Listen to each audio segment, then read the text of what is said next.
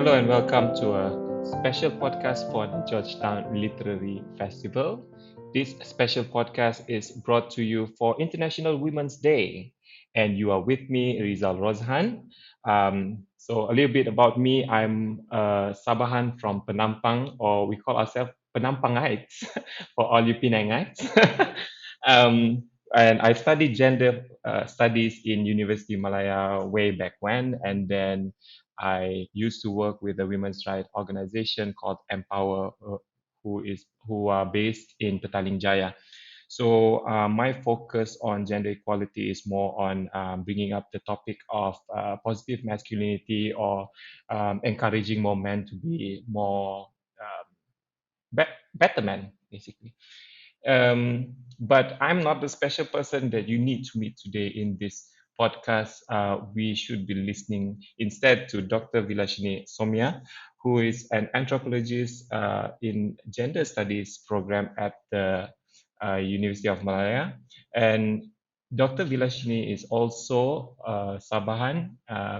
She will talk more about it later on. And her work focuses on the underrepresented narratives of Bornean women, migrant, indigenous, and other sexual and gender minorities. So, on today's topic, we are actually going to talk about her latest book, which was published by Palgrave Macmillan. And this book is on irregular migrants and the sea at the borders of Sabah, Malaysia. So, you might be asking yourself this question, right? Why are we talking about irregular migrants on International Women's Day? There's a relationship that we will uncover more on later. So stay tuned. Hi, How are you doing? I'm doing great. And it's always wonderful to sort of have an opportunity to, talk with you or talk about the book specifically. But I'm doing great. Yeah, I hope you are too. yeah. All right. So on today's topic, actually on this book, right?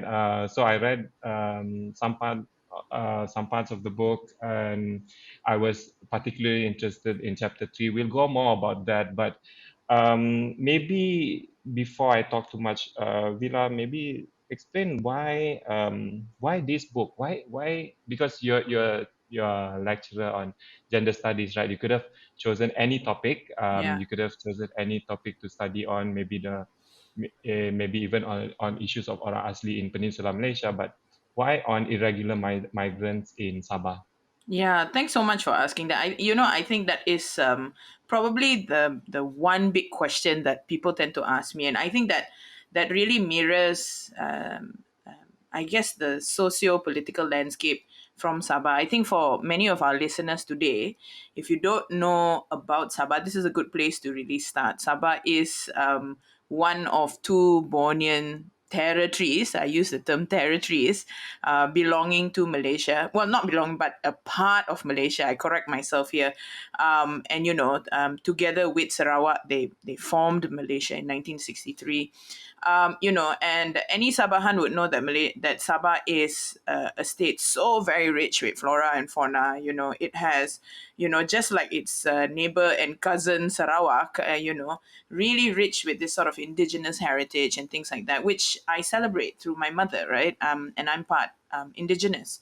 Um, but one major crisis that plagues Sabah from the 1970s till today is this huge issue with the influxes of the migrant community or the irregular migrant community into Sabah.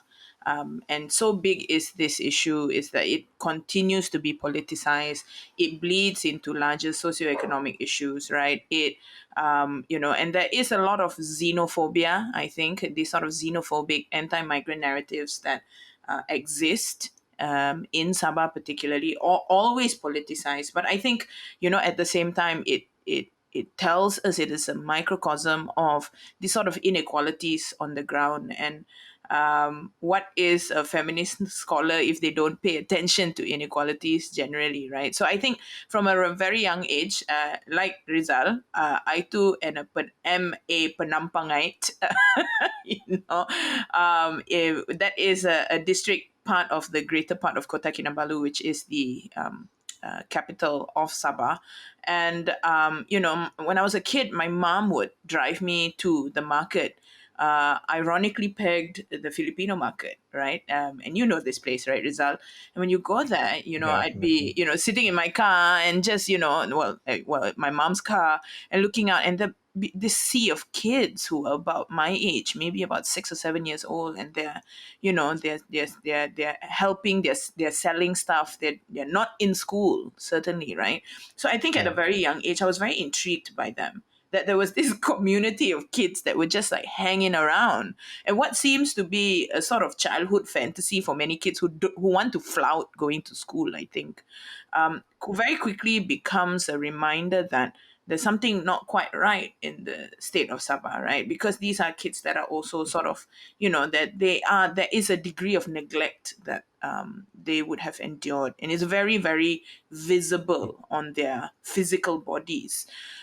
So later on, I think as I grew up, this became a fascination for me, because it's while the larger conversation is that, there is this and because I think, and I'm not going to go too much into this, so for those of you who are interested, Google it or check out previous books that I've been a part of, is that there's always this huge conversation about, if you are indigenous, it is a Sabah for Sabahan fight. But at the same time, that needs to sort of be very wary and careful of migrant people who are sort of coming in, who have been used and utilized for other political agendas through, say, the granting of the illicit granting of citizenship and so on and so forth. So the Yeah. long and the short of it is, this is why I arrived here, because I felt that the conversation was incredibly two dimensional, certainly after decades and decades. And that is how I embarked on it research wise.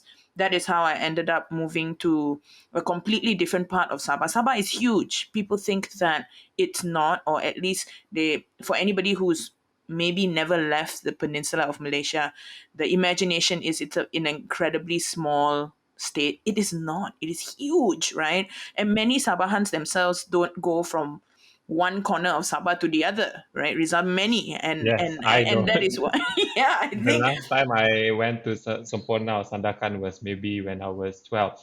That was about, eons ago. yeah, without revealing your age, yes. Yeah, but that's exactly it, right? So I think Mm, I felt that the challenge was in trying to find out what life was on the other side of the territory. And mhm, I think, going in, I mean, obviously people go and learn about things with preconceived notions, with assumptions that they mm, carry because of so many reasons, and to sort of dispel them. So this book, I think, is sort of, an interrogation of that. Of course, there's a huge sort of like theoretical academic side that we're also not really going to go into today. But I think at mm. the core of it, this is how I arrived at this book. And I have to thank you, Vila, for writing this book because for someone like me who's half Kadazan and half Filipino of Filipino descent, right? Like you Mm, mentioned earlier on, when you're born in Sabah, there's sort of this sentiment that you hold, like Sabah for Sabahans. But for me, it's always been a challenge to try and balance, my heritage because mm, I think about mm, some parts of me are people who actually migrated last time, and there's some parts of me who say that this land belongs to me. Who do I listen to? How do I navigate my way? So, thank you for this book, and we go straight into chapter 3 of this book, which is around about why I especially like this chapter was because the storytelling from you, Villa, is very fun because I just feel like I'm actually right by the sea, and then I can listen to the tides, um, tides going up or going down, and then I can also feel the sort of emotions that I can try to empathize with the emotions that these women that you interviewed are feeling. So if you haven't read this book, please feel free to um, buy the book, or No, how can they or find the just book? no, Mm. just well, this book costs a lot of money, so officially, it Mhm. would, you would have to buy it through the how do I say, the official website, which is on Palgrave or Springer, the international publishers. But what I always encourage my Malaysian friends to do is get in touch with me personally, and I will Mhm. help you acquire the book. All Yeah. right. Yeah. So on chapter 3 is on bilang yang nakal-nakal kami. We speak of naughty things. Yep. It's about female empowerment through the tides of the sea. So, like I mentioned, the storytelling made me feel the female empowerment through the tides of the sea. And to sort of start this, I think I just need to outline the structure that we are going to discuss. Not so much structure, but more on like what we are going to focus on. So there are three things that I would like to talk about from this chapter, which is the Rumah Merah issue. Rumah Merah is, if you don't know, is the detention center for irregular migrants. Yeah, so Vila will explain more later. And then the concept of guardianship, and how modern we are, but there's still this concept of modern ship that is placed upon women, but the guardianship is by the man. Okay, but never mind, we'll go into that later. And the third one, the most exciting part of this conversation, would be about sex and candy. You know the song, I smell sex and Can there? candy. Yeah. Yeah, so we'll be speaking a little bit about that too. So let's go to the first part of the discussion. So Yep. as I was reading this, Villa, one thing that gives me this image of horror is this Rumah Merah, Mm, because um, as a Sabahan myself, I heard of some of my uncle's contractors, the people who help him with like plumbing, all that, mm, mm. help with building the house. Some of them are so scared to be on the road, meaning like they don't want to take the buses, they don't want to take the vans to go anywhere unless it's with my uncle. Right. They are with my uncle because they're scared to be detained and to be brought to the Rumah Merah Right. detention center. Right. On this, maybe share a little bit about this chapter, Villa, and then the relationship to the detention center and Sure. Sure. tinggalan women. Yeah.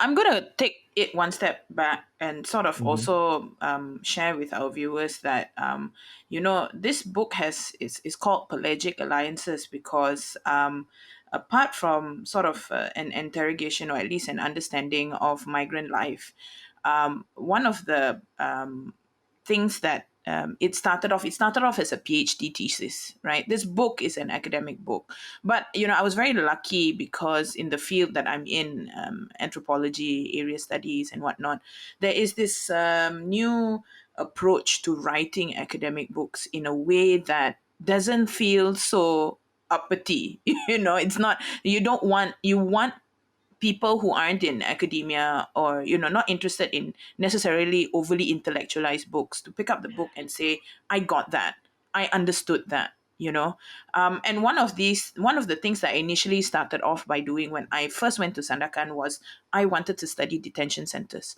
I wanted to study the repatriation system because in Sabah, or at least for Malaysia, one of the quote unquote most successful policies or programs that we have for migrants who overstay is to repatriate them, to send them back. This can be very problematic, especially if you're born here.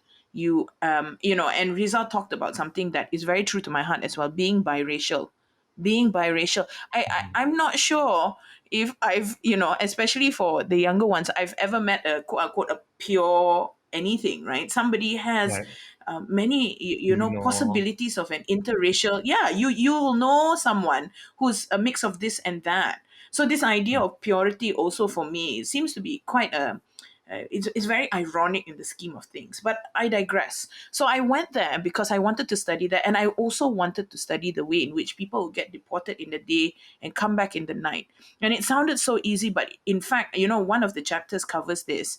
But it is a very, very laborious sort of experience to go through, and incredibly traumatizing, particularly for men who do it, right? This idea that you have to be incredibly strong, and because you're born a man, you have this inherited strength. But it's so traumatizing, and it's very painful, right? That there's the mm, language of articulation is limited. Anyway, when I arrived in Sandakan, and while I was pursuing this angle for this particular study, one thing I had, the starting point in which I tried to find people who've been deported, was that I had to speak to their families who were left behind. And they were often wives with children or partners. And as you can see, that's my little kitty cat Share. She wants to join us for the podcast today. Um, and they'd be left behind. And there was a name that they gave themselves, right? Tinggalan. Tinggalan mm, meant to be left behind. And this sort of Tinggalan idea was really internalized by these women, that I'm left mm, behind. I'm not divorced. I'm not a widow. I'm left behind, right? And mm, this is an entirely different framework of survival, I think. And so after a while, it sort of became a thing where um, I began to have more of a relationship, more of an interest actually in these women than the men that I had come to study initially. It had told me that there were other things to sort of look at. And this happens for any sort of research or, analysis that one does. You think it starts off at A, but it really takes you through the rest of the alphabet at some point in a way that you would have never um, seen coming, imagine. I think, right? Mm, So this is how we arrived. And so these were the very same women who gave me an opportunity to go to detention centers whenever they would visit their husbands. And that experience really sort of shocked me, because there is order within the chaos, and the chaos is large, right? And it's a lot of negotiation. As women, they had to negotiate taking the day off, taking their kids out of alternative learning centers to travel to the detention center, negotiating with people who have been in line at the detention center to get a number to go in since, say, 4 o'clock in the morning, right? How you negotiate with your family that this marriage still makes sense or it doesn't, right? A negotiation with your partner when you finally see them as de- detained individuals behind bars for like 5 minutes once every maybe 2 months, because there is a huge financial element around it. And it really taught me a lot about this entire system at place, because it's about negotiating. And when you're done negotiating, what are you left with? You're left with your thoughts, you're left with your emotions, you're left with your anxieties. And you've got to mm, navigate that along with raising the family alone. So I think mm, the relationship that they sort of had with detention centers was that it was this really hard, cruel, tough place, right? This location, but they had to continue to build a sort of rapport and relationship with this particular site, because that was the only way to sort of have contact with a person that, at the same time, on many other levels, like any relationship, is sort of going through something. So mm. it was so multi-layered, was basically what happened. Right, but one quote that I like from this part of the Rumah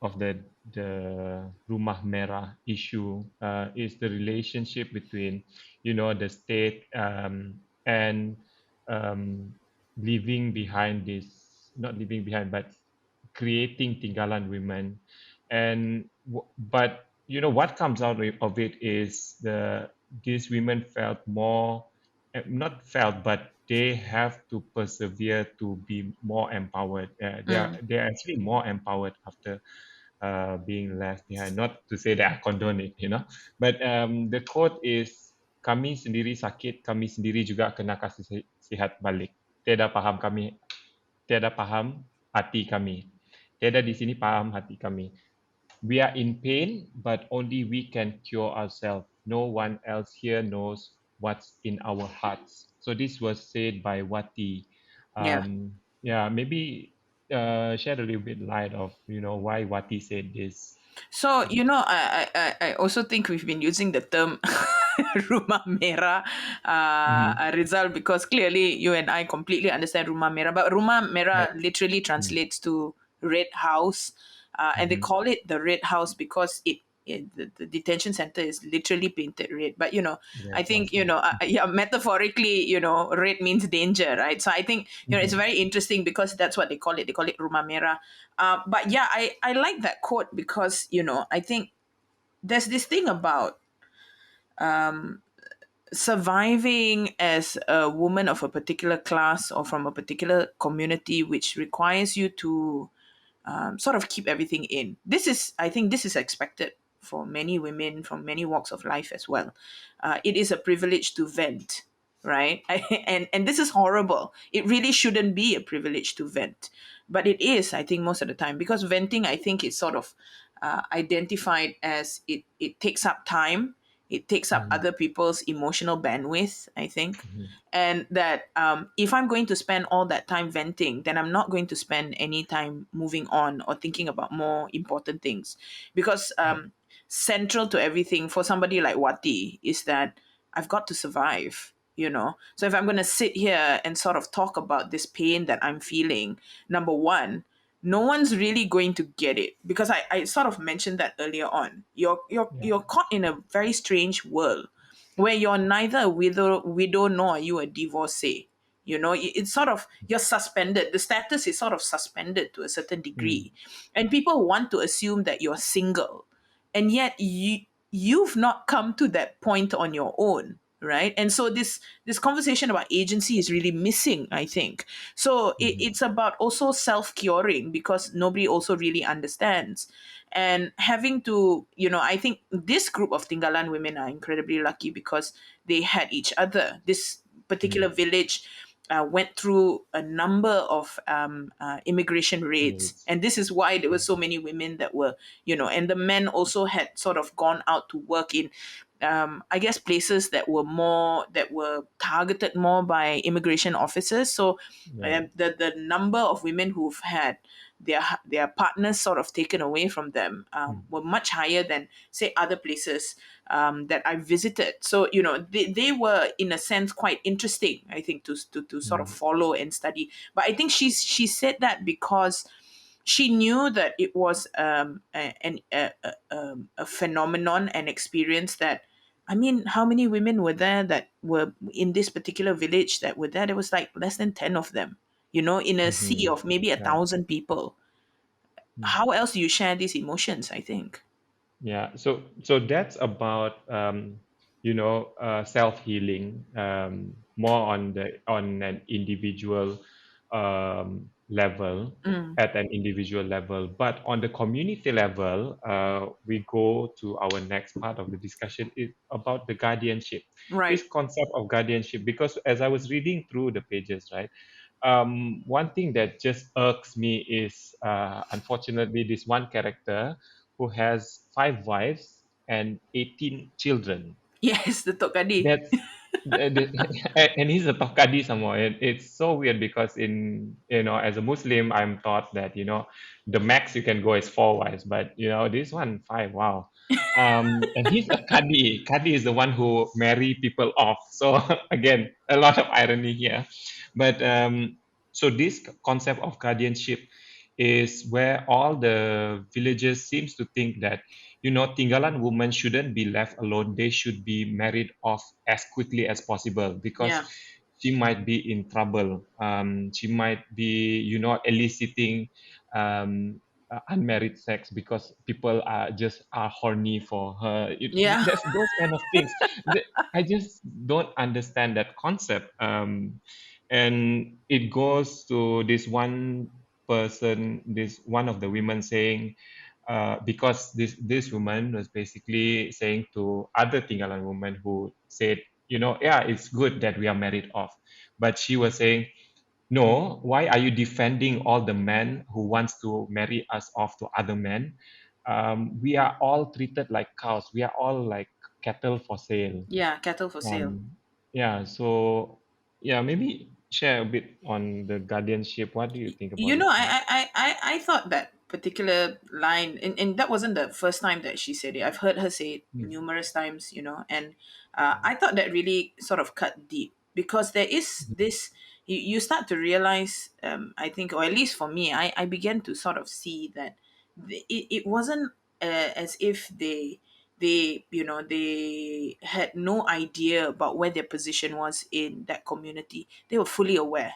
They were fully mm, aware that as Tinggalan women, they were a social burden.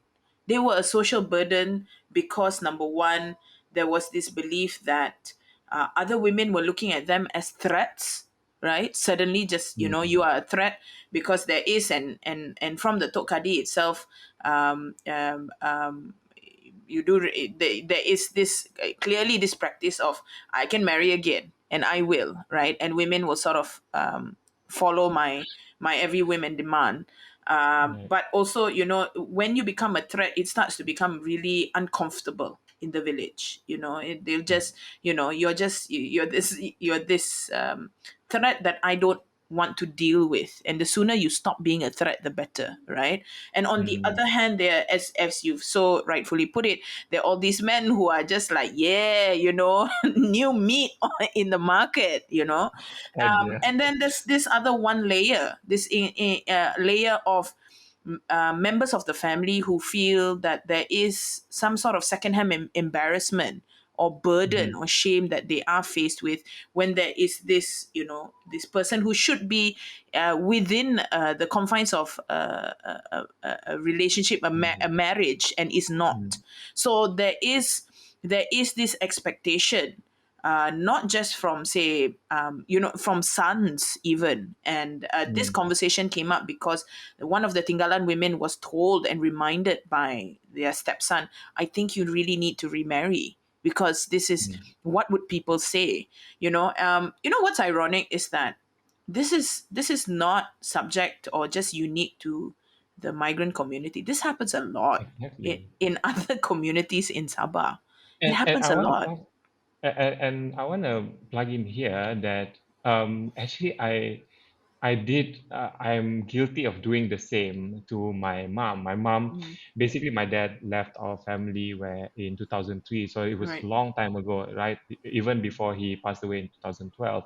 So along those years, I asked my mom, Mom, why don't you want to remarry? Why don't you want to date again? And the thing that inspires me or just opens my eyes was my mom's answer.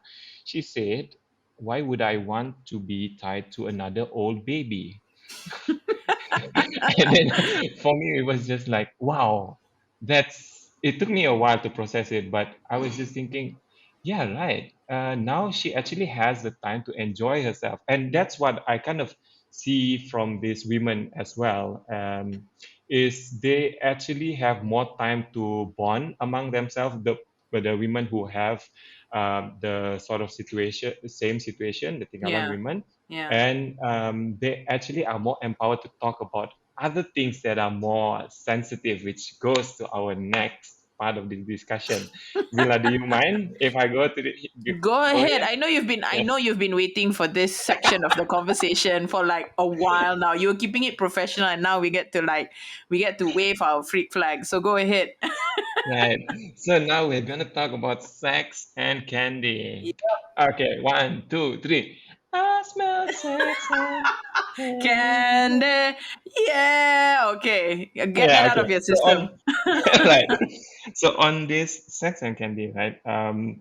It's more on how interesting it is for me to uh, kind of learn that these Tinggalan women, what they do is they will have sessions where they just congregate among themselves, Yeah. and then they talk about this is when they whisper to you, kan, bilang, they say, we're gonna talk about nakal-nakal things. We're Yeah. gonna talk Naughty about things. naughty We're things. gonna talk about naughty Yeah. things.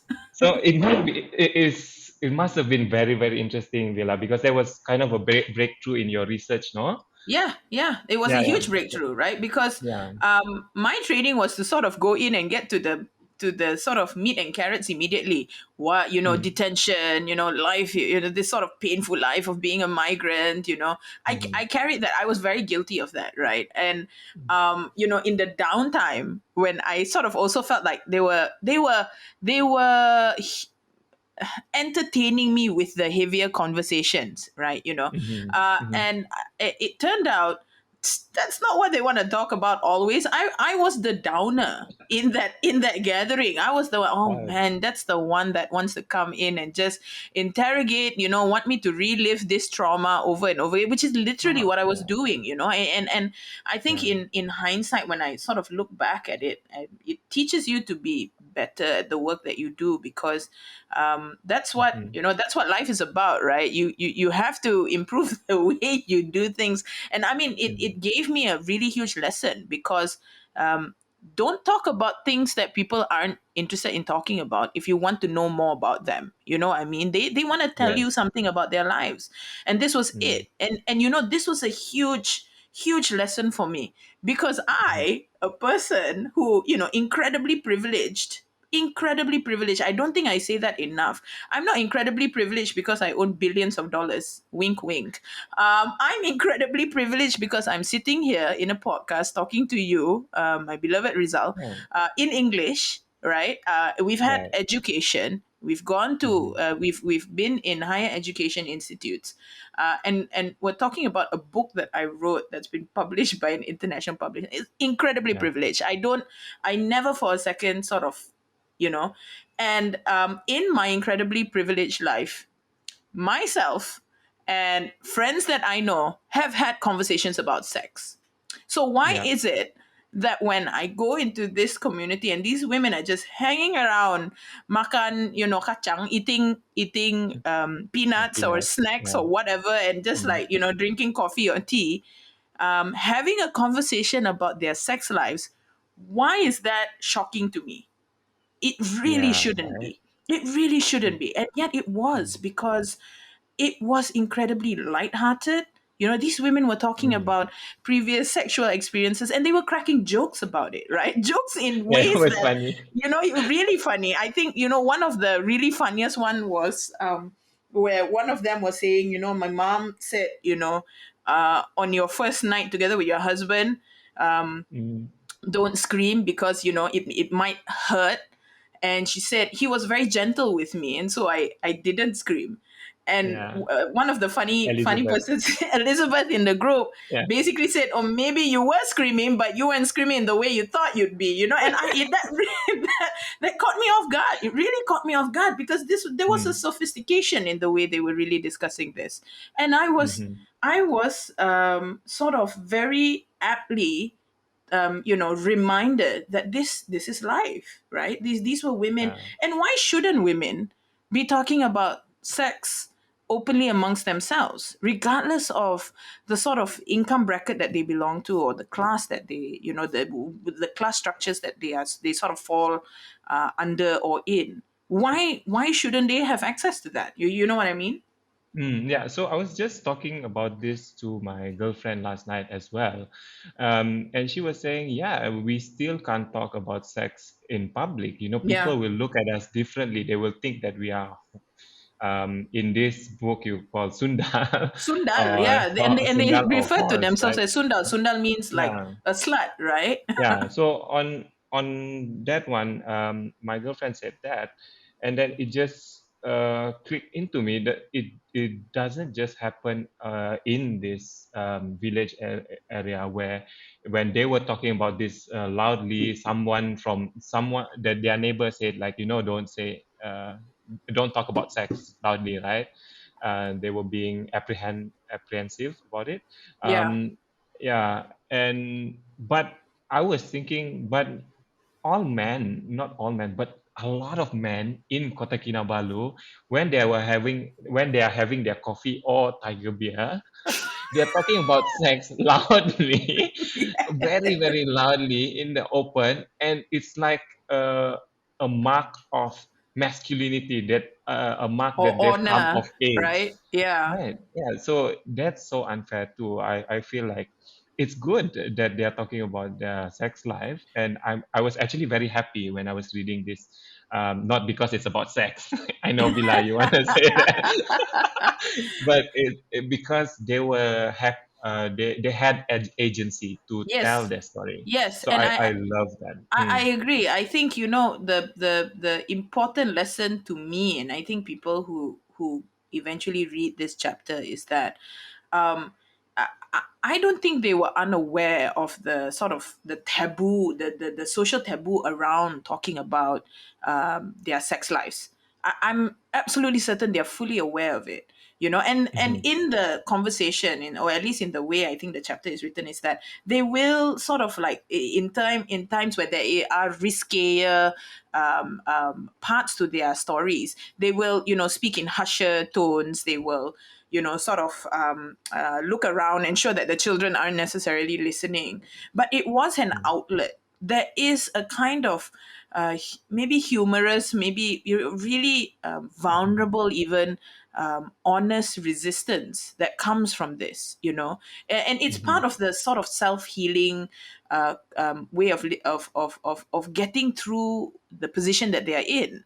I want to sort of remember this because I don't want to be ashamed of it. And I think Yeah. this was for me so incredibly powerful. It was powerful Mm. because they have, taking a step back, and you're right. You're right. You will hear somebody in the kopitiam or in the coffee shop boasting, Yeah. boasting. Mister, who has it, who's talking about it, probably has no teeth and no hair, and he's like, "Hey, I got to run Exactly. to it." And this is not to sort of shame anybody look wise, but the Mm. sort of the position, the positionality that women's are in, I think also in a place like Sabah, is that you Mm. don't talk about it because you're not entitled to talk about it. You can't own this Mm. sexual experiences, because that sort of liberation and agency, it's not something that is very us. It's not something that we should possess. It's a masculine trait. It is a Yeah. position of power. It shifts the power dynamics if you talk Mm. about it. Which is Mm. why I guess, if you were to watch, I don't know, Sex and the City, and a bunch of white women sitting around in New York talking about, because Mm. they can do that because they have a level of Privilege. power, yeah, Yeah. privilege, Mm. that these women don't. Mm. So you can't talk about it if you're Mm. there. And I think this chapter reminds us that it's part of Mm. the healing process, but it is a kind of resistance, right? It's looking Yeah. for yourself in a place that doesn't seem to have any structure for you. Yeah. So, yeah, I think on that note, right, talking about shifting power, talking about their sense of agency, reclaiming their space Mm, in congregating and talking about sex. So, maybe we are probably at the tail end of our podcast. So maybe you want to share a little bit more about, why you choose changing. Was it about change, tides of change as your mm. last bit in this article, and maybe related to International Women's Day? What are your hopes for everyone, every woman in Sure, that's Malaysia? that's a lot to ask for in 5 minutes, results. You Yeah, I really belanja sort you of like coffee. want to you want to fulfill your KPI, so it's like, here, go, all these deliverables all at once. No, Sorry, I'm too used to thank you how for that. governments work. No, but one thing that we haven't talked about is Mhm. actually how this is actually an academic book. It's not it's not just a Mm, tell all, like semi autobiographical. It's actually an academic mm. book at the core of it. All And right. as an academic, you have to make an argument about something, an intellectual, theoretical argument, which I'm not going to go too much into. But my overall argument is that when human beings are left with very little, I think when they feel or they perceive that they've got to sort of, they're on survival mode all the time, that they don't have a lot of the accesses to living like the rest of the world, when they see themselves as stateless or, illegal, and I hate that term because there isn't an illegal human being, but yet, Person, we right? a person. I really hate that idea. Is Mm. that you've got to find a way to resist, survive, and empower yourself. So one of Yeah. the key takeaways is that, left with absolutely nothing, they turn to their surrounding. And a lot of them have a very personal relationship with the sea, with the water. And this is the entire idea that is that. And I think this is also very apt as we go into, COVID-19, past the Arab Springs today. And I think, I put in the center of my mind things that are happening in Ukraine, in Russia at this point that we're speaking, is Mm-hmm. that we are faced with one of the biggest issue, like biggest crises in the world of our generation, and that's a migration crisis. Right, that Mm-hmm. people are being uprooted. There is a mobility issue about it, that there is displacement that comes with it. So this is, while a very old issue, it's exacerbated, I think, and in our lifetime we will sort of see that. And as an anthropologist who's really like not just fascinated but very concerned with the way in which we're using very old terms to understand people who are, quote unquote, not original. This gives way Mm. to in new forms of oppressions and abuses worldwide, right? So Yeah. because of that, I make this larger argument through the various chapters, is that when you've got nothing, you've got to turn to something to give you structure. And these women, like the other sort of the other segments of this community that turns to the sea to give them other forms of structures. My argument was that in very interesting ways, they turn to the sea tides that come into their kampongs, into their villages, to help them recuperate, and get closure. Right now, here's the thing: the end of this chapter doesn't tell you that all these women do get married or they don't get married. That actually is Mm. irrelevant. It's Yeah. irrelevant because they started off, or at least the point that I met them, a whole year, 2 years, 3 years before I wrote this book, with, talking about the fact that they never had a say in anything. They never had a say. And, while they were married to their partners, or, or with their partners, not necessarily married, in that sense, but when they had these romantic relationships with these men, and they had families, and then they left and they were deported, they still continued to never have a say, and Mm. all they wanted was that, whether they remarried or not, or chose to stay single for the rest of their lives, got a divorce with their husband who was deported, or continued to live, or maybe moved back to different parts of the Philippines or Indonesia.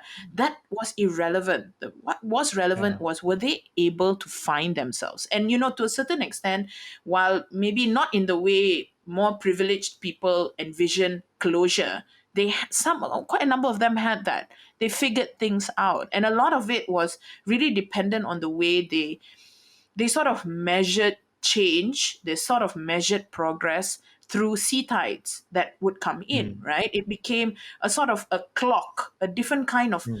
time structure for them versus, Monday, Tuesday, Wednesday, January, February, March. Mm. It gave them a sense of recognizing a version of themselves in the past and where it is that they go in the future. And I found that incredibly remarkable. Again, Yeah. we don't always pay attention to the kind of sophistications that exist outside of our privileged circles. And this, for me, was incredibly sophisticated. It is important for us to sort of recognize that women, I think, and, going to your last question about how it is we want to see things in Mm. this International Women's Day, is that while I urge people to constantly have a part of themselves, lend a part of themselves to more, to have more empathy for things that are happening to people who are less privileged than us, is that I think that you also have to realize that the world doesn't run in the structures in the way in which we think it does.